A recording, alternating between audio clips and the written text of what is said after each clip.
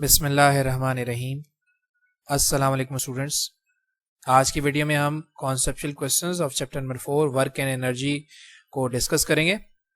तो work and energy के हमारे पास जो रिड्यूस सिलेबस में इंक्लूडेड क्वेश्चन है वो सिर्फ 3 हैं, उन्हीं को हम लोग जो यहाँ पर डिस्कस करेंगे। तो फर्स्ट क्वेश्चन की तरफ चलते हैं। फर्स्ट क्वेश्चन हमारे पास है, a bucket is taken to the bottom of a well, does the bucket possesses any potential energy, explain.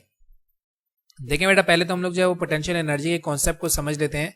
Potential energy basically क्या चीज़ है। देखें, लेट करें कि मैं अर्थ के ऊपर खड़ा हुआ हूं और अर्थ से मैं किसी बॉल को अपवर्ड डायरेक्शन में थ्रो करता हूं। सही, तो मैं बॉल को क्या करता हूं, इनिशियल काइनेटिक एनर्जी प्रोवाइड करता हूं। ये काइनेटिक एनर्जी जो है आहिस्ता आहिस्ता आहिस्ता आहिस्ता पोटेंशियल एनर्जी में कन्वर्ट होती जाएगी और हाईएस्ट पॉइंट के ऊपर तमाम काइनेटिक एनर्जी जो पोटेंशियल एनर्जी के अंदर कन्वर्ट हो जाती है। सही, तो मतलब कहने का ये है कि आप बॉल को अपवर्ड थ्रो करने के लिए जितना वर्क करवाएंगे, लेट करें कि बॉल को अपवर्ड थ्रो करवाने के लिए मैंने 10 जूल का वर्क करवाया था, तो पोटेंशियल एनर्जी भी ऑब्जेक्ट के ऊपर 10 जूल की ही स्टोर होगी। जितना वर्क आप ऑब्जेक्ट के ऊपर करेंगे उतनी ही पोटेंशियल एनर्जी ऑब्जेक्ट के ऊपर स्टोर हो जाती है।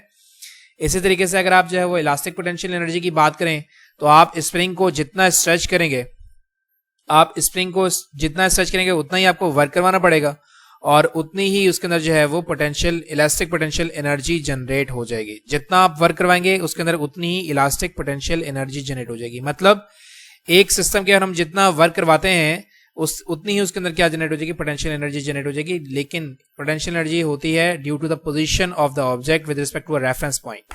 जैसे जमीन को मैंने रेफरेंस पॉइंट लिया हुआ है, तो जमीन से मैं किसी सर्टेन हाइट के ऊपर इसको लेकर जा रहा हूं, तो सर्टेन हाइट तक ले जाने के लिए मैं जितना वर्क करवाऊंगा उतनी ही ऑब्जेक्ट के अंदर पोटेंशियल एनर्जी जनरेट हो जाएगी। तो क्वेश्चन की तरफ आते हैं। इसमें कह रहे हैं कि bucket is taken to the bottom of well.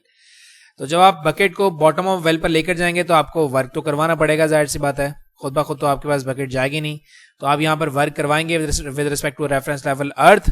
तो आप क्या कराने, जब वर्क करवाएंगे तो उसके अंदर क्या जनरेट हो जाएगी, पोटेंशियल एनर्जी जनरेट हो जाएगी बकेट के अंदर। सही, तो इसके हम लोग एक्सप्लेनेशन देख लेते हैं। देखें, yes, when the bucket is taken to the bottom of a well it possesses potential energy, as we know that potential energy equals to mgh, right.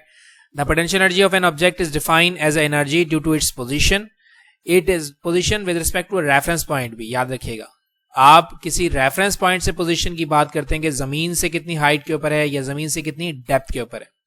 तो जमीन से किसी सर्टेन हाइट तक ले जाने के लिए आप वर्क करवाते हैं, वही जो वर्क है वो पोटेंशियल एनर्जी के तौर पर स्टोर हो जाती है बॉडी में। It is also known as a stored energy of an object. When the bucket is taken to the bottom of a well, some work has to be done against the upthrust of force applied by the water. जब आप देखें पानी की surface से bucket टकराएगी तो आपको जो है कुछ वर्क कराना पड़ेगा, क्योंकि पानी क्या करेगा, उसके ऊपर upthrust फोर्स अप्लाई करेगा।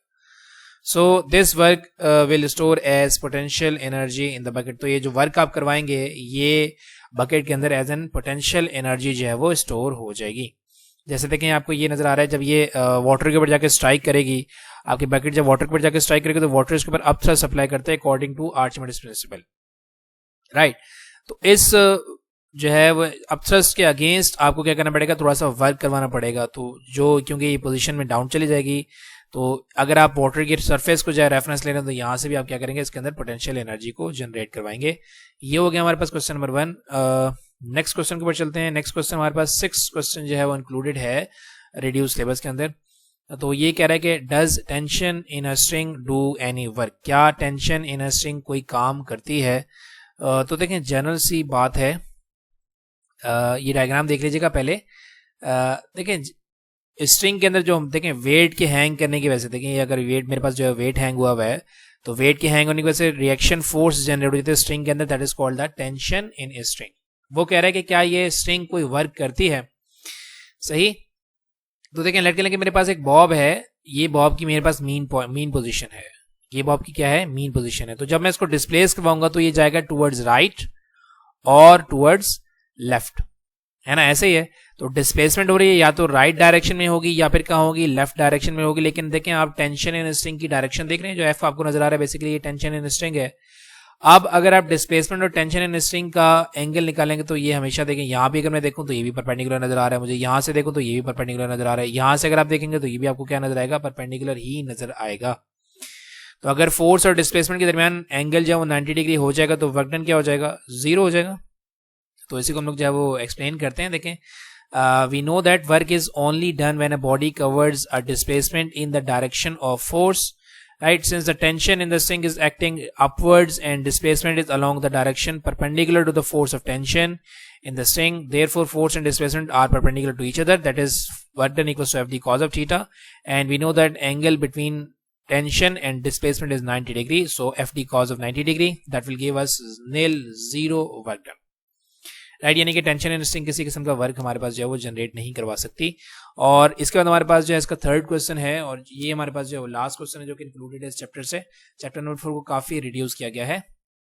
इस क्वेश्चन में क्या कहा जा रहा है कि a man rowing a boat upstream is at rest with respect to shore, is it doing work. वो कह रहा है कि एक आदमी है जो कि बोट को रो, यानी कि बोट को रो का मतलब आगे की तरफ, वो जो पहले क्या कहते थे उनको, जो चप्पू जिसको कहते हैं, मतलब वो अप स्ट्रीम की तरफ जो है वो जाने की कोशिश कर रहा है चप्पू चलाकर कश्ती में। चप्पू बड़ा अजीब सा वर्ड है, खैर। तो वो क्या कर रहा है, अप स्ट्रीम जाने की कोशिश कर रहा है। अप स्ट्रीम क्या होता है, ये देखें बेटा, यहां देखिएगा, फ्लो ऑफ स्ट्रीम का मतलब है कि लहर जा रही है बैकवर्ड डायरेक्शन में और आप जा रहे हैं इसके अगेंस्ट, तो इस ये होता है अप स्ट्रीम। ये क्या होता है, अप स्ट्रीम, यानी कि लहर जा रही है बैकवर्ड डायरेक्शन में और आप अप स्ट्रीम जाने की कोशिश कर रहे हैं। अगर लहर की भी डायरेक्शन सेम है और अभी, तो इसको हम लोग कहते हैं डाउन स्ट्रीम। फिलहाल हम अप स्ट्रीम की बात कर रहे हैं कि एक बंदा जो है वो अपनी बोट को जो है वो अप स्ट्रीम रो करने की कोशिश कर रहा है, लेकिन आपकी जो बोट है वो शोर के रिस्पेक्ट से किस पर है, रेस्ट पर है। Is it doing work. देखें, बहुत ही जनरल एंड सिंपल सी बात है कि अगर आपके पास जो है वो डिस्प्लेसमेंट नहीं हो सक रही है, यानी कि आप जो है वो फोर्स अप्लाई कर रहे हैं लेकिन डिस्प्लेसमेंट जीरो है, तो फिर क्या होता है कि हमारे पास वर्क डन जीरो हो जाता है। देखें, असल में बेसिकली यहाँ पर हो ये रहा है कि जितनी फोर्स आप एक्सर्ट कर रहे हैं, जितनी फोर्स आप एक्सर्ट करें उतनी ही फोर्स जो है वो फ्लो ऑफ स्ट्रीम एक्सर्ट करिए बैकवर्ड डायरेक्शन में, राइट। तो आपका ऑब्जेक्ट जो है वो इक्विलिब्रियम के अंदर आ जाएगा, यानी कि ना आप फॉरवर्ड डायरेक्शन में डिस्प्लेसमेंट कर सकते हैं, ना बैकवर्ड डायरेक्शन में डिस्प्लेसमेंट कर सकते हैं। दोनों फोर्सेस जो आपस में क्या कर देंगे, एक दूसरे को बैलेंस कर देंगे, तो डिस्प्लेसमेंट जीरो हो जाएगा। तो जब डिस्प्लेसमेंट जीरो हो जाएगा तो हमारे पास वर्क डन क्या हो जाएगा, जीरो हो जाएगा। देखिए, no he doesn't do any work because we know that work done is defined as a product of force and displacement, that is F dot D. Since the applied force by the man on the board produces no displacement, so F dot zero that will give us zero work done. Hence, no work is done by the man keeping the boat at rest with respect to the shore. सही, ये था हमारे पास question number 10 जो कि included है reduce levels के अंदर। तो हमारे पास ये टोटल 3 ही क्वेश्चन जो हैं वो इंक्लूडेड हैं इस चैप्टर के। तो इंशाल्लाह नेक्स्ट वीडियो हम जो है वो सिर्फ MCQs रह गए इस चैप्टर के, तो वो भी इंशाल्लाह मैं जल्दी अपलोड करके फिर हम लोग नेक्स्ट वीडियो मतलब नेक्स्ट चैप्टर के ऊपर चलेंगे।